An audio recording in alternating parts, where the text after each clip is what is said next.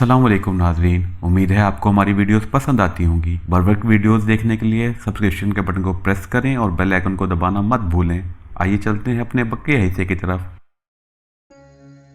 मैं दोनों दहशतगर्दों को हिदायत दे रहा था, अपनी तरफ से कोई भी गैर जिम्मेदारी की हरकत नहीं करोगे। दोनों मुंह से कुछ ना बोले, सिर्फ इस बात में सर हिलाते रहे। मैंने सख्त लहजे में कहा, क्या तुम दोनों गूंगे हो?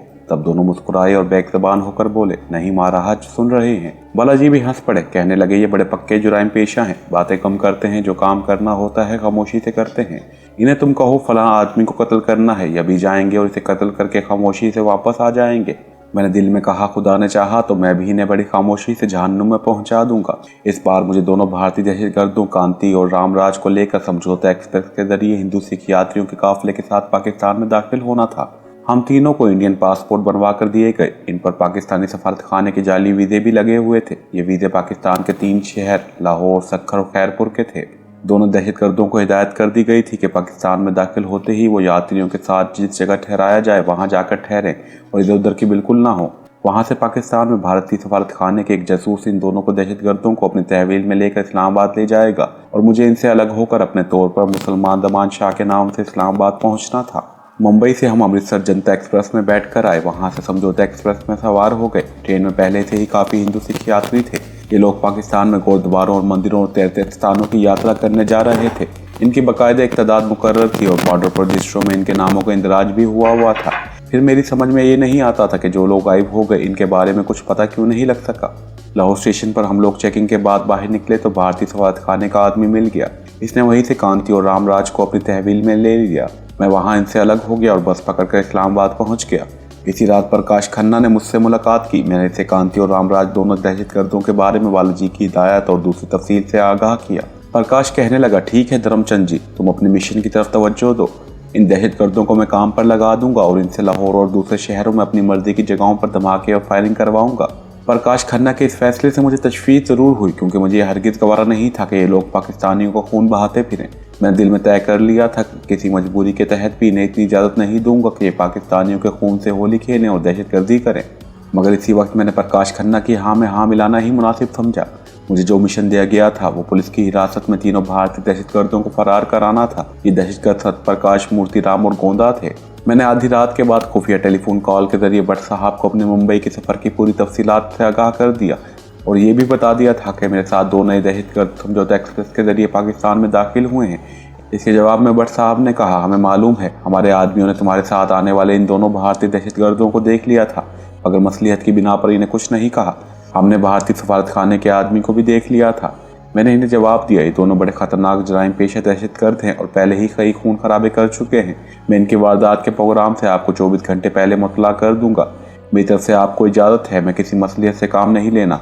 आप बेशक ऐन मौके पर इन दोनों को गिरफ्तार कर लें या गोली से उड़ा दें, मैं शिवसेना वालों से खुद ही निपट लूंगा। भट्ट साहब ने कहा, तुम एक दिन के लिए लाहौर नहीं आ सकते, तुमसे एक मुलाकात ज़रूर होनी चाहिए। मैंने 2 दिन बाद लाहौर आकर मुलाकात का वादा कर लिया। ये 2 दिन मैंने और शीला ने काफ़ी मसरूफियत के साथ गुजारे। रात को पार्टी होती और दिन के वक्त भारतीय सफारतकार प्रकाश खन्ना हमारे पास आकर हमें यही कहता रहता कि सत्यप्रकाश, गोविंदा वगैरह को जैसे भी हो पुलिस की कैद से फरार कराने का बंदोबस्त किया जाए। मुझे लाहौर जाने का बहाना मिल गया। मैंने प्रकाश से कहा, मुझे खबर मिली है कि हमारे तीनों आदमियों को लाहौर किले में लाया जा रहा है। मैं इस खबर की तस्दीक के लिए लाहौर जा रहा हूँ। वो बोला, ज़रूर जाओ, मगर इस बार पूरी रिपोर्ट लेकर आना ताकि हम अपने आदमियों को भगा सकें। मैंने इसे 2 टोक जवाब देते हुए कहा, मिस्टर प्रकाश खन्ना, पाकिस्तानी पुलिस कोई ज़नाना पुलिस नहीं है कि हम आसानी से अपने खतरनाक आदमियों को भगाने में कामयाब हो जाएं। इनके लिए बड़ी सोच समझकर मनसूबाबंदी करनी होगी और इस किस्म के हालात को मैं तुमसे बेहतर समझता हूँ। मैंने जानबूझकर इस भारतीय सफारतकार को दबाया था। मैं इसे अपनी जगह पर रखना चाहता था। वो सिर्फ हमारी मदद और ताउन के लिए था। वह हमें हुक्म देने की पोजीशन में नहीं था।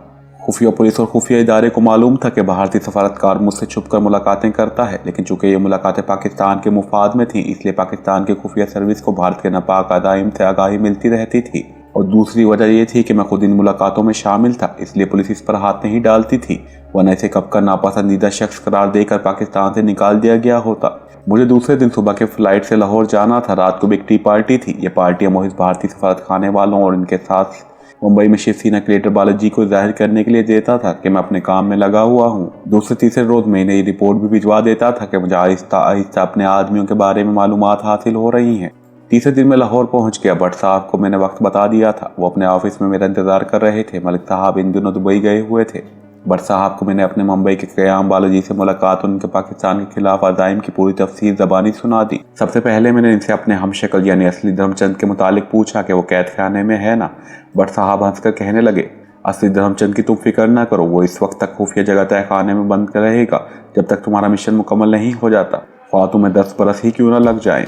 मैंने कहा, मुझे इसलिए भी इसकी फिक्र रहती है कि कहीं अगर वो फरार होकर भारत पहुंचने में कामयाब हो गया तो मुझ पर जो मुसीबत नाजिल होनी होगी वो तो होगी ही, लेकिन हमारी सलामती पाकिस्तान का मिशन अधूरा रह जाएगा।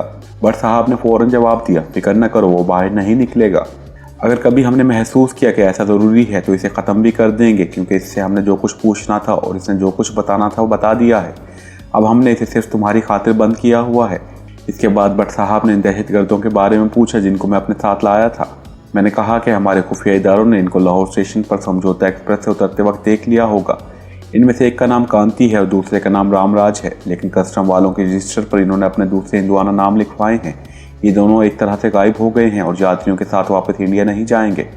भट्ट साहब ने कहा, यह हमें मालूम है, हमारे एक सीक्रेट सर्विस के आदमी ने इनकी तस्वीरें भी उतार ली थी जो हमारे सीक्रेट ऑफिस में मौजूद हैं।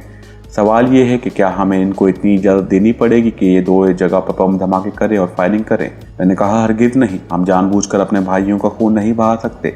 इन दोनों का चार्ज भारतीय सफारतकार प्रकाश खन्ना ने ले लिया है। वो इनसे लाहौर और किसी दूसरे शहर में धमाके और फायरिंग कराएगा, लेकिन मैं पहले ही आपको बता दूंगा कि ये लोग किस जगह वारदात करने वाले हैं।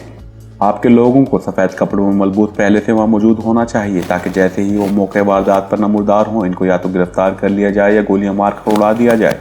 क्या आपके लोग इन्हें पहचान लेंगे? भट्ट साहब कहने लगे, हम वहाँ वो आदमी साथ रखेंगे जिन्होंने इन दोनों भारतीय दहशतगर्दों को लाहौर स्टेशन पर तस्वीरों समेत देखा है। वैसे बाकियों के सिपाहियों को भी इनकी तस्वीरें दिखा दी जाएंगी, लेकिन हमें वक्त से थोड़ा सा पहले ये ज़रूर मालूम हो जाना चाहिए कि ये लोग किस जगह वारदात करने वाले हैं। मैंने कहा, यह मैं आपको 6 घंटे पहले बता दूंगा, इसकी फिक्र न करें। अब मसला बाकी रह जाता है सत्यप्रकाश गोंदा और मोतीराम दहशतगर्दों का। मैं चाहता हूं कि इन लोगों के साथ ड्रामा किया जाए, ऐसा खेल खेला जाए कि मैंने रात के वक्त जेल से भगा ले जाने में कामयाब हो जाऊं और शहर की किसी खाली जगह पर आकर पुलिस हमें घेरे में लेकर फायरिंग कर दे और यूं इन तीनों को हलाक कर दिया जाए और जाहिर ये हो कि तीनों फरार हो रहे थे कि पुलिस ने इन्हें गोलियों से हलाक कर दिया। भट्ट साहब ने कहा, ऐसा इंतज़ाम हो सकता है। तुम हमें बता दो किस रात इन लोगों को जेल से निकालना है, हम इसी रात तुम्हें और तुम्हारे आदमी को जेल में दाखिल होने का मौका देंगे। मैंने कहा, बिल्कुल ठीक है, ये सारा मंसूबा सोचकर मैं अगले हफ्ते आपको बता दूंगा। इस ड्रामे को शुरू करने की तारीख और वक्त तय कर लेंगे।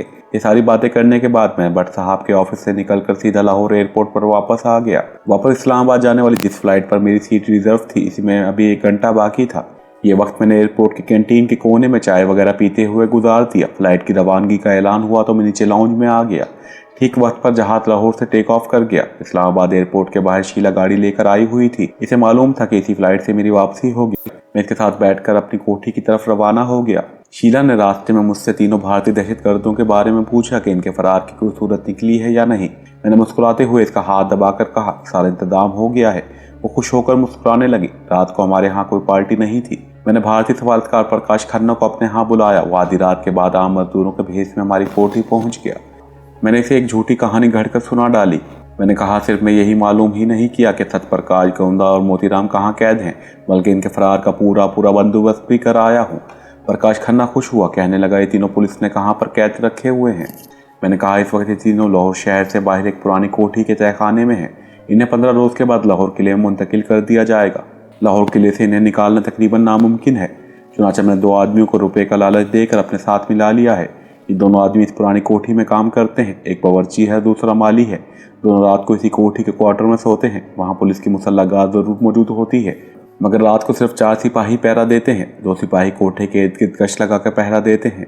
2 सिपाही तहखाने के बंद दरवाजे पर ड्यूटी पर होते हैं जहाँ हमारे आदमी बंद हैं। प्रकाश खन्ना ने पूछा, क्या पाकिस्तान के इदारे के खुफिया एहलकार इधर मौजूद नहीं होते? मैंने कहा, नहीं, इधर सिर्फ पुलिस की गार्ड ही रहती है। ये माली और बावर्ची मुसलमान है। प्रकाश खन्ना ने पूछा। मैंने कहा, जाहिर है वो मुसलमान हैं और पाकिस्तानी हैं, मगर मैंने इन्हें रुपए का लालच देकर राजी कर लिया है। प्रकाश खन्ना कहने लगा, ये फरार का ऑपरेशन जल्द शुरू हो जाना चाहिए। मैंने कहा, लेकिन मैं चाहता हूँ कि इससे पहले कांति और रामराज 2-3 जगहों पर दहशतगर्दी की वारदातें कर डालें ताकि पुलिस इस तरफ मुतवज्जा हो जाए। प्रकाश ने कहा, यह काम परसों ही हो जाएगा। कांति और रामराज तो बिल्कुल तैयार बैठे हैं। इस बार तुम्हारा प्रोग्राम क्या होगा? ये सवाल बड़ा अहम था। प्रकाश खन्ना कहने लगा, मैं चूंकि इस बारे में सारे काम खुद करवा रहा हूँ, इसलिए चाहता हूँ कि बैक वक्त दोनों वारदातें इकट्ठी हो। मेरा प्रोग्राम लाहौर की बादशाही मस्जिद में जुम्मे की नमाज के वक्त बम धमाका कराने और अंधाधुंध फायरिंग कराने का है। मैंने कहा वहाँ इन लोगों के पकड़े जाने का खतरा मौजूद होगा। प्रकाश खन्ना बोला, ये वारदात इस वक्त की जाएगी जब मुसलमान नमाज पढ़ रहे होंगे। मैंने पेशबंदी के तौर पर कहा, देख लेना कुछ हो गया तो तुम जिम्मेदार होगे। प्रकाश खन्ना अपनी होशियारी और तजर्बेकारी पर बड़ा घमंड था। कहने लगा, तुम देख लेना, ऐसा कामयाब अटैक होगा कि कुछ नहीं तो 150 नमाजी खाको खून में तड़प रहे होंगे और अपने आदमी फरार होने में कामयाब हो जाएंगे। वो जगह भी मेरे जहन में है जहाँ छुप कर ये लोग बम फेंकेंगे और क्लाशिंग ओव से अंधाधुंध फायरिंग करेंगे।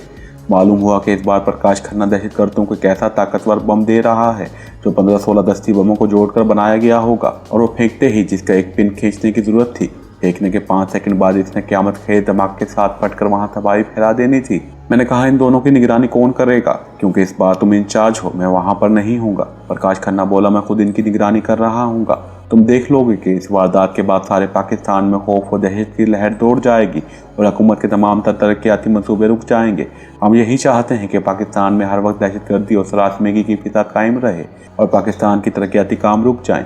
मैं दिल में कहा, ये तो फिर नहीं हो सकेगा, बल्कि हो सकता है इस बार तुम भी इन दहशतगर्दों के साथ रगड़े जाओ। लेकिन मैं अभी प्रकाश खन्ना को मरवाना नहीं चाहता था, क्योंकि इसने 2 से 3 भारतीय दहशतगर्दों के फरार के ड्रामे में मेरे यानी शाहिद का किरदार अदा करना था, ताकि वो खुद अपनी आंखों से देख ले कि मैंने तीनों आदमियों को फरार करवा दिया था। लेकिन ऐन वक्त पर किसी वजह से पुलिस गार्ड होशियार हो गई और उसने हमारा ताकुब शुरू कर दिया। गोलियां चलने लगी और तीनों आदमी मारे गए।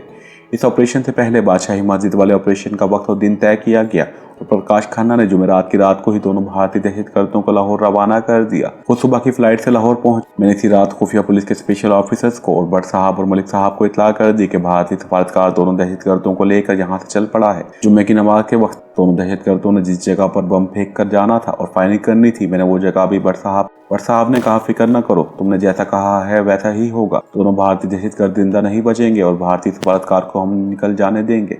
मैंने कहा, तीनों भारतीयों की शनाख्त अच्छी तरह से होनी चाहिए। भट्ट साहब ने जवाब दिया, हमने इनकी तस्वीरें बड़ी करके अपने आदमियों को दिखा दी हैं। जुम्मे के दिन एक बार फिर दिखा देंगे और ऑपरेशन के बाद तुम्हें फ़ोन पर रिपोर्ट दे दूंगा। इसके बाद हमने फ़ोन बंद कर दिया। वो दिन गुजर गया। मेरी निगाहें बार बार दीवार पर लगे क्लॉक की तरफ उठ जाती थी। जुम्मे नमाज का वक्त जैसे जैसे करीब आ रहा था, मेरे दिल की धड़कनों में इजाफा हो रहा था। मैं दुआ मांगता कि पुलिस भारतीय दहशतगर्दों को शनाख्त करे, कहीं ऐसा ना हो कि पुलिस को खबर ही ना हो और दहशतगर्द मासूम नमाजियों पर बम फेंकने और फायरिंग करने में कामयाब हो जाए। अगरचे ऐसा हो नहीं सकता था। मैंने भट्ट साहब को मस्जिद के मस्जिद की जानिब दीवार के ऊपर वो जगह बता दी थी जहाँ दहशतगर्दों ने छुपकर वारदात का इर्तिकाब करना था। मैंने रेडियो पर लाहौर का स्टेशन लगाया, लेकिन जुम्मे की नमाज की वजह से रेडियो प्रोग्राम नहीं हो रहा था। शायद 1.5 घंटे का नमाज जुम्मा का वक्फा था। मैं नीचे तहखाने में अपने खुफिया टेलीफोन के पास आकर सोफे पर बैठ गया। मेरे हिसाब से जुम्मे की नमाज का वक्त हो गया था। फिर ये वक्त भी गुजर गया। मैंने लाहौर रेडियो लगाया, वहाँ खबरें नशर हो रही थी। खबरों में बताया गया कि आज जुम्मे की नमाज के बाद कुछ दहशतगर्दों ने मस्जिद में बम फेंकने की कोशिश की, जिसे पुलिस ने नाकाम बना दिया और दहशतगर्दों को मौके पर ही गिरफ्तार कर लिया। मालूम हुआ है कि दोनों दहशतगर्दों का ताल्लुक भारत से है। मैंने इत्मीनान का सांस लिया, लेकिन दहशतगर्दों के जिंदा बच जाने का मुझे सख्त अफसोस था। इन्हें जिंदा नहीं बचना चाहिए था। इतने में टेलीफोन की घंटी बज उठी। मैंने जल्दी से रिसीवर उठाया। दूसरी तरफ से भट्ट साहब की आवाज आई, ऑपरेशन कामयाब रहा। मैंने फौरन कहा, लेकिन रेडियो ने खबर दी है कि दहशतगर्दों को गिरफ्तार किया गया है, इन्हें हलाक क्यों नहीं किया गया? भट्ट साहब की आवाज आई, रेडियो पर अभी मसलतन ये खबर नहीं दी गई। वैसे हमने दोनों भारतीय दहशतगर्दों को हलाक कर दिया है और इनकी लाशें इस वक्त अस्पताल में पोस्टमार्टम के लिए पड़ी हैं। भारतीय सफारतकार को तुम्हारे कहने के मुताबिक हमने कुछ नहीं कहा और उसे निकल जाने का मौका दिया। मैंने बेइख्तियार होकर कहा, मेरे लिए बहुत बड़ी खुशखबरी है। अब अगले ऑपरेशन की तैयारी अभी से शुरू हो जानी चाहिए। इस सिलसिले में मैं परसों सारी रात बात तय कर लूंगा। मैंने रिसीवर रख दिया। भारतीय दहशतगर्दों की हलाकत की खबर मेरे दिल में खुशी की लहर बनकर दौड़ी थी। मैंने खुदा का शुक्र अदा किया कि दुश्मन अपने नापाक अज़ाई में कामयाब नहीं हो सका और बेगुनाह नमाजियों को कोई नुकसान नहीं पहुंचा। शैला को दहशतगर्दी के इस ऑपरेशन की खबर थी। इसको जब मालूम हुआ कि भारत के 2 दहशतगर्द लाहौर में मौके पर पकड़े गए हैं, तो वो परेशान होकर मेरे पास आई और कहा, धर्मचंद जी, ये सब कुछ कैसे हो गया? मैंने कहा, प्रकाश खन्ना से पूछना कि ऐसा क्यों हुआ। वही इस ऑपरेशन का इंचार्ज था। मैं तो पहले ही कहता था कि ना तजुर्बेकार आदमी है, हमारा नुकसान करवाएगा, और वही हुआ जिसका मुझे डर था। प्रकाश खन्ना इस्लामाबाद वापस आया तो सख्त नादिम और परेशान था। अपने आदमियों की मौत और ऑपरेशन की नाकामी का वही जिम्मेदार था। हमारी चाल कामयाब रही थी। सांप भी मर गया था और लाठी भी नहीं टूटी थी। भारतीय दफ्तर खारजा ने बैक वक्त तो भारतीय दहशतगर्दों की मौत का सख्ती से नोटिस लिया। प्रकाश खन्ना की न सिर्फ जवाब तलबी हुई, बल्कि प्रकाश खन्ना मुझे कहने लगा, धर्मचंद, मेरी पर्सनल फाइल पर ये जो बदनामी का दाग पड़ गया है। अब ये इसी सूरत में साफ हो सकता है कि मैं जितनी जल्दी हो सके सत्यप्रकाश, मोतीराम और गोविंदा को पाकिस्तानी पुलिस के कब्जे से कामयाबी के साथ फरार करवा लूं। वो एक बार फिर हमारे बिछाए हुए जाल में फंस रहा था। मैंने फौरन इसकी हाँ में हाँ मिलाते हुए कहा, तुमने बिल्कुल ठीक सोचा है। तुम्हारा रिकॉर्ड सिर्फ इसी तरह साफ हो सकता है कि हम इन तीनों देर हिरासत आदमियों को फरार करवाकर बॉर्डर पर पहुंचा दें। यही कारनामा अब तुम्हारी बदनामी के दाग को धो सकता है। प्रकाश खन्ना बड़ी आदमी से बोला, धर्मचंद तुम मेरे धर्मी भाई हो, मेरी मदद करो। मैंने कहा, सारा मंसूबा तैयार है। जिस जगह हमारे आदमियों को कैद में रखा गया है वहाँ के बावर्ची और माली को मैंने अपने साथ मिला लिया है। मेरी तरफ से कल रात को ही ऑपरेशन शुरू कर देते हैं। प्रकाश खन्ना ने मेरा हाथ पकड़ लिया। भगवान तुझे खुश रखे, मैं तैयार हूँ। रात को मैंने लाहौर भट्ट साहब को टेलीफोन पर यह खुफिया पैगाम पहुंचा दिया कि कल रात को फरार का ड्रामा रचाया जाएगा। प्रकाश खन्ना काफी हद तक मुतमईन हो गया था। इसे मालूम नहीं था कि ऑपरेशन इसके ताबूत में आखिरी कील ठोकने वाला है। हम दोनों इसी रोज शाम की फ्लाइट से लाहौर पहुंचे। तयशुदा प्रोग्राम के मुताबिक हम शहर के शुमाली इलाके के दरमियानी दर्जे के होटल में ठहरे। मैंने प्रकाश खन्ना से कहा, तुम होटल में ही ठहरो, मैं माली और बावर्ची से जाकर मुलाकात करता हूँ ताकि रात के 12 बजे के बाद वो ड्यूटी पर मौजूद सिपाहियों को नशावर चाय पिला दें और इसके बाद तहखाने का ताला खोल दें। प्रकाश खन्ना कहने लगा कि बावर्ची और माली इस काम के लिए कैसे तैयार हो गए? क्या इन्हें मालूम नहीं कि कैदियों के फरार के बाद जब सिपाहियों को होश आ जाएगा तो इनका राज भी फाश हो जाएगा? इन्होंने ही सिपाहियों को चाय में बेहोशी की दवा पिलाई है। मैंने कहा, इसका इलाज भी मैंने सोच रखा है। दोनों बावर्ची और माली खुद बेहोशी वाली चाय पीकर बेहोश हो जाएंगे, चुनाचे इन पर कोई शक नहीं करेगा। यही सोचा जाएगा कि चाय में कोई कीड़ा मकोड़ा गिर गया था जिसकी वजह से चाय में जहरीला असर पैदा हो गया और सिपाहियों के साथ माली और बावर्ची भी बेहोश हो गए। प्रकाश खन्ना को यह बात बहुत पसंद आई। वो मुतमईन हो गया। मुझे होटल में छोड़कर सीधा भट्ट साहब के पास पहुंचा। इन्हें सारी सूरत हाल से आगाह किया। भट्ट साहब बोले, सब मामला ठीक है। जिस वक्त तुम लोग तहखाने वाली पुरानी कोठी के आते में दाखिल हो गए तो तहखाने वाले दरवाजे के बाहर ड्यूटी पर मौजूद दोनों सिपाही बेहोश पड़े होंगे, यानी बेहोशी की अदाकारी कर रहे होंगे। बावर्ची दरवाजा खोलकर एक रात खड़ा होगा। इसके बाद तुम लोग तहखाने में जाओगे और तीनों दहशतगर्दों को साथ लेकर वहां से निकल पड़ोगे। तुम्हारे निकलने के ठीक 10 सेकंड बाद खतरे का अलार्म चीख उठेगा। ये इस बात की अलामत होगा कि पुलिस को जो मुसल्ला गार्ड क्वार्टर में थी इसको किसी तरह से कैदियों के फरार के इल्म हो गया है। मुसल्ला पुलिस तुम्हारे पीछा करेगी और ताकुब के दौरान तुम दोनों को छोड़कर बाकी तीनों दहशतगर्दों को निशाना बनाकर फायरिंग करके हलाक कर देगी। इसके बाद तुम दोनों को वहां से निकल जाने दिया जाएगा। स्कीम बड़ी मुनासिब थी। इसके सिवा कोई दूसरी स्कीम काबिल अमल भी नहीं थी। मैंने वापस होटल में आकर प्रकाश खन्ना को वारदात की पूरी तफसील समझा दी और कहा, माली और बावर्ची को मैंने बेहोशी की दवा पहले से लाकर दे दी थी। इस दवाई का असर 1 घंटे तक रहेगा। इतनी देर में हम सत्यप्रकाश, गोविंदा और मोतीराम को लेकर बॉर्डर की हदूद से निकल चुके होंगे। वारदात के बाद लाहौर शहर से निकलने के लिए भारतीय सफारत खाने के आदमी ने जो लाहौर में जासूसी पर मामूर था एक जीप तैयार कर रखी थी जिसकी टैंकी फुल करा दी गई थी। मैंने जानबूझकर जीप चाय वारदात से इतने फासले पर रखवाई थी कि पुलिस को ताकुब के बाद दहशतगर्दों को हलाक करने का मौका और टाइम मिल सके। प्रोग्राम ये था कि ये जीप हमें शहर से दूर बॉर्डर की जानिब एक फैरान भट्टे में ले जाएगी जहाँ तीनों दहशतगर्दों को छुपा दिया जाएगा। मैं और प्रकाश खन्ना भी वहीं छुप जाएंगे और मौका पाकर तीनों दहशतगर्दों को बॉर्डर पार करवा दिया जाएगा। हम रात के 12 बजे तक होटल में ही बैठे रहे। भारतीय सफारत खाने का जासूस जीप लेकर पहुंच गया था। होटल से कुछ दूर वो जीप में बैठा हमारा इंतजार कर रहा था। रात 12:15 पर हम होटल से निकलकर जीप तक आए। जीप में बैठे हो जाए वारदात की तरफ रवाना हो गए। ड्रामे का स्टेज बिल्कुल तैयार था। प्रोग्राम के मुताबिक भट्ट साहब और मलिक साहब पुरानी कोठी के क्वार्टर में मुसल्ला गार्ड के पास तैयार बैठे थे। पुलिस की नफरी 6 सिपाहियों पर मुश्तमिल थी जिनके पास ऑटोमेटिक राइफलें थी, जिनके चैम्बरों में मैगजीन चढ़ा दिए गए थे। मुझे पकड़े जाने का अंदेशा बिल्कुल ही नहीं था। मैं तो मोहित अदाकारी कर रहा था।